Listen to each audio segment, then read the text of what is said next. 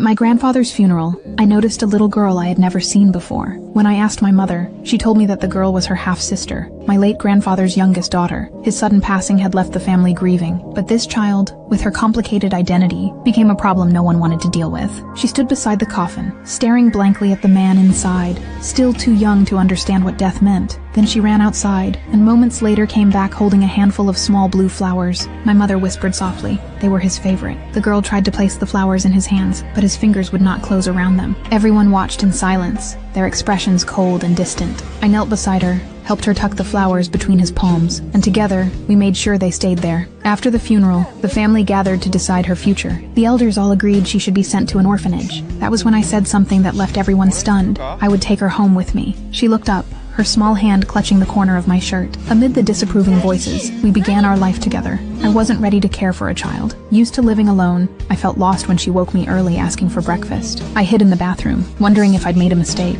But when she handed me a rice ball, she'd shaped herself. My heart melted at her innocence. When we went for walks, she'd reach out and hold my hand. That warmth reminded me she was old enough to start kindergarten. I was still worrying about it when my sister called, recommending a good school, though it was far from my workplace. From her first day, running became part of my daily routine. It was exhausting, but the smiles we shared made every step worth it. One morning, as I dropped her off and turned to leave, I caught a glimpse of sadness in her eyes, the same look she had at the funeral. So I went back, knelt down, and promised her I'd be there after school. That small promise eased her fears, but it made me late for work again. When the day ended, I sprinted to the kindergarten. By the time I arrived, she was the only one left by the gate. But instead of disappointment, her face glowed with tears of joy. Still, this hectic life couldn't last forever. I applied for a transfer to a labor-intensive job. It was harder work, but there was no overtime. At first, the rough-looking men there intimidated me, but soon I realized, whenever they spoke of their children, their faces softened. Amid their laughter and pride, I found my place among them. Then one morning,